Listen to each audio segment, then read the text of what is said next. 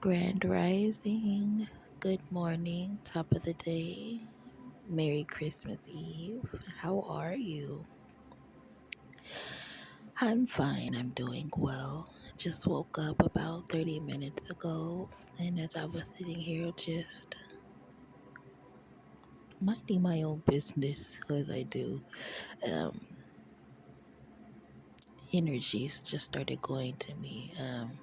I kind of had like a restless night, but still kind of restful. I don't know if that makes sense, but nonetheless, I still wake up and I still get these messages. And the message that I have today is kind of like an older message, but I feel like no message is old because we always have people coming in and out of the world. You know, people are always experiencing things that they've never experienced, which is why I feel like a lot of us that give messages out probably repeat ourselves a lot because it's not just one person we're talking to. We're talking to multiple people, thousands, you know.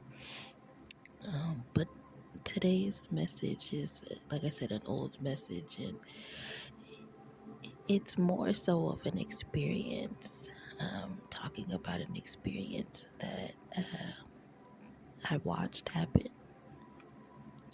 and how the people in the experience that I watched, how they thought that they could win, and how they had the audacity at their old age to try to take something from someone that was much younger than them, that had children with them, you know.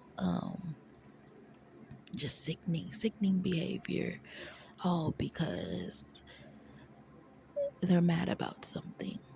So you take someone's fortune, you take someone's life, you take something that's owed to someone because you feel like they're not deserving of it. Who are you? So what it looked like was a group of four older women that had somehow honed on to a younger woman. And how this happened was because for some reason you had a couple of the women, two out of like I think the four women had a problem with the young woman. And instead of being older women and being elders of some sort or just being mature women, instead of coming to the young woman and expressing however they felt, they did a lot of gang stalking. They did a lot of spiritual warfare. They did a lot of intimidation tactics. Instead of just having a conversation, a lot of people tend to go to spiritual warfare because they feel like it's easier to do. It's more silent, it's more discreet, and to a lot of people, it's literally fun to them. So if I watched this group try to dismantle this person, and it may seem like they succeeded because they destiny swapped. That's four people destiny swapping with one person. To me, that's a crime, and to me, that means that they've sat amongst each other and they came up with this plan to do what they did. And they did it. But the thing is, when you play with somebody else's life like that, whether you expire them or you destiny swap with them or do any type of thing to steal something that is theirs that is not yours, you rack up karma for yourself. And one lady tried to dispel her karma by giving gifts. But that's wrong. See, the thing about these lukewarm Christians is they only read bits and pieces of the Bible and they only apply bits and pieces of the Bible to themselves. So even though this one particular woman was doing a bunch of spiritual things in the background, doing a lot of witchcraft and gossip and things like that, the way that she would turn it around to make it look nice was smile in people's face, give people things. But see, the thing about giving gifts to people is there's people that put bad intentions on a lot of stuff. There's people that put evil intentions on a lot of stuff. There's people that play with spells. There's people that play with magic. There's even people that play with putting devices into things that they give people. You know how, like, we've seen on movies how someone gives a stuffed animal, but really there's a camera in it. And we know that today's technology and devices are so, you know, just up there. You can put a smoke detector up and it has a camera in it. So you know what I'm saying? And it's mighty funny because I feel like this woman would play mind games with folks to say little things, right? You know, people say little things so things will stick in your head, so you'll wonder. This woman also would do that too. So the message that I have today behind all of that is that you really have to use your discernment with people. You really have to say no and mean it. Like, the spirit of this woman was such a bully, and she wouldn't. This is the type of spirit that is not going to bully someone that she knows she can't bully, but she'll bully someone that she knows that she can.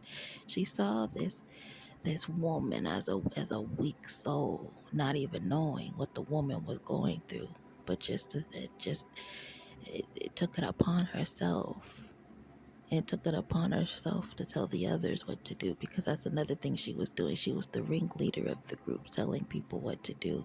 Because of course, anyone who gossips going to tell someone what to do, right? Because they're gossip, like, they create drama. They're the instigator. They're the ones with their hands in the pot. But I think after a while, they started noticing, oh, this isn't the one that we should have been yeah, it's not the one that you should have been messing with. But here's the thing: you can mess up in one spot, relocate, and think it's all good. But what you do, especially if it was done spiritually and intentionally with the mind, you're not going to escape that. That's the thing about intention. See, God pays attention to intention, and a lot of people, we have to use intention for things, right? So when you're doing something against someone and it's literally against someone, which meaning it's negative, that is intention, and it's negative intention. You think you're really about to escape that, especially if you're doing that to one of God's children.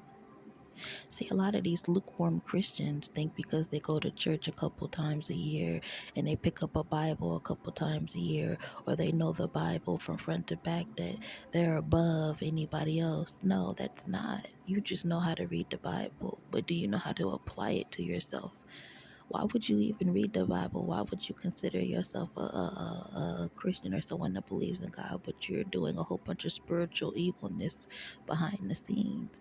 This is why I don't mess with people, because I know that the spiritual world is the world that we actually live in compared to this flesh covered world that we live in. This is why you get a lot of these evil people around, because they know the works of the devil, they know the works of God, they know the inside out of the spiritual world, and that's why they find, or they try to find, people that they can belittle, people that they feel like don't know any better. But that's the problem. We're always trying to get over on each other because we feel like we don't, well, because we feel like we know somebody. Child, unless you are the parent guardian of someone, you don't know anybody. And even if you are a parent or guardian of someone, you still might not know a person. So this is the problem. People are always trying to be nosy in someone else's business, trying to take what they feel like someone doesn't deserve, or trying to add what they feel like someone should have in the way of projection, or in the way of, just of being negative. And it's like, who the are you? Who are you? You're nobody. You're a human being just like the rest of us with no power, really. So, who are you to tell or make someone feel like they don't deserve something, or that they need to stay somewhere? Like, who are you? So, these four women that have done this together against this one person, y'all will reap what you sow. You're swine. You will reap what you sow.